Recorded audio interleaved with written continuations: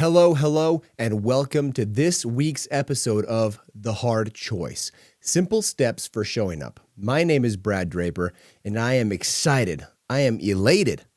Man, I'm excited to be with you today. Before we get started, I want to perform a little bit of a self-audit. I want you to calm your mind, pause this episode after I give the explanation, or I should say the instruction. Think about nothing, clear your mind, and ask the simple question, how are you?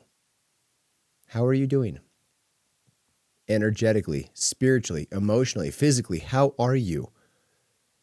And once you find the answer, and naturally it'd be the first answer that comes after you're being truthful and honest, ask the question, if you were to know what needs to happen next to make you go from where you are to the next level.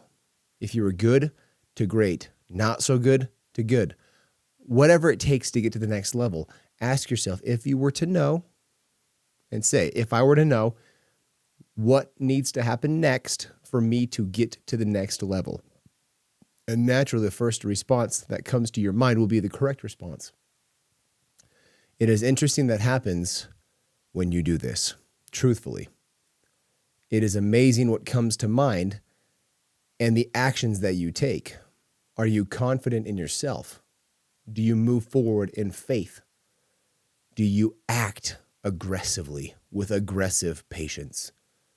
What do you do at that moment in time when you have a step to take, something to execute? Do you go ahead and do so without question, or you sit there and hem and haw and ponder about, maybe I shouldn't do that. Maybe I should do that. I ask this question to myself often. I typically like to do so in the shower. I will turn the shower blazingly hot. I will sit down in it, clear my mind, and start asking questions. I ask so many questions on this podcast, and that's the foundation of my teaching principle. It's called the Socratic method of teaching by questions, not necessarily by answers. And I ask myself an unruling amount of questions, vast array of questions. How important it is to ask the questions, but even more importantly, seek the answer with truth. So, situation happened yesterday that followed with a conversation, and it got me pondering, and I realized I must do an episode on this one very basic principle. In life, look back throughout your life, when somebody has presented you with some fantastic news, great news, how did you respond? How did you feel? What did your energetic state do? What were your kinesthetics, your modalities? Were you jittery? Were you happy? Were you excited? Were you elated? How were your emotions? How was your mind? Did things speed up? Did they slow down? Did you get a little bit clammy of excitement? Were you dry-mouthed? Did you salivate a little bit? How did your body react? How did your emotions react? How did your spirit react? And is it as best as you could have done? And we'll get to that in a second. Now, conversely, in your life, when you have received bad news, unresourceful news, news you didn't like, how did you react? Did you slow down mentally? Did you speed up mentally? Did you get a little clammy? Did you get dry-mouthed? Did the thoughts in your mind get noisy? Was it just loud in your mind? What was it? How did you react?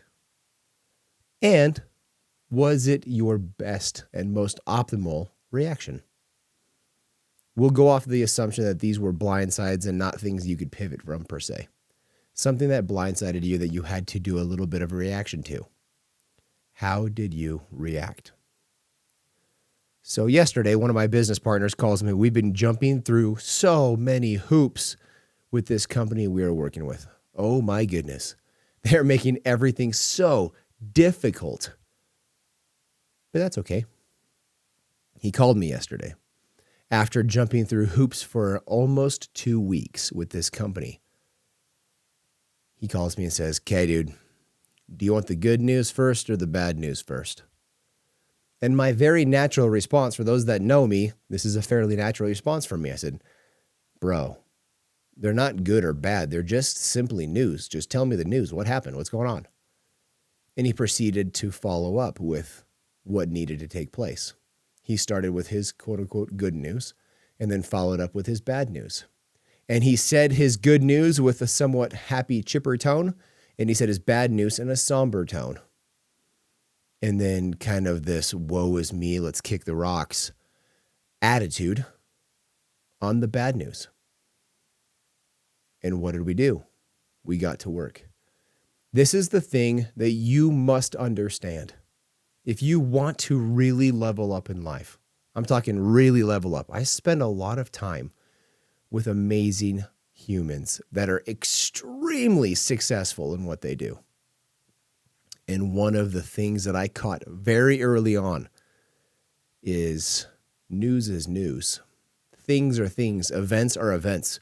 They are not good and they are not bad. The only thing good and bad is the energy that you place on them, the emotion, that energy in motion that you place on it. Otherwise, it's just simply neutral. Your reaction thereof can be positive or negative. The situation may be resourceful or unresourceful, but they're just simply situations. Leaning on that something is bad will make you react in a specific way, a specific pattern, and a specific program to which you have been coded to by those around you, by your environment, by your upbringing. Conversely, you will react a specific way to good news. And if you really think about it, most of them physiologically are the same mechanics. It's just how you're interpreting them. It's your mind. It's this thing, this software, this 6 inches between your ears. That's all it is. It is neither good nor bad. So, in your life, reflect. When you received news neutrally, have you ever done that? And if you haven't, I highly suggest you begin now. To not have highs and lows based off of situations. And this is not to mean being a flat human. Still be human. But take things as they come and take them neutrally. So in this situation yesterday, my business partner that was somewhat somber to the quote unquote bad news, I simply responded, "This is how we will act." And yeah, it took me a minute to respond. I had to say, okay, that sucks. What do we need to do?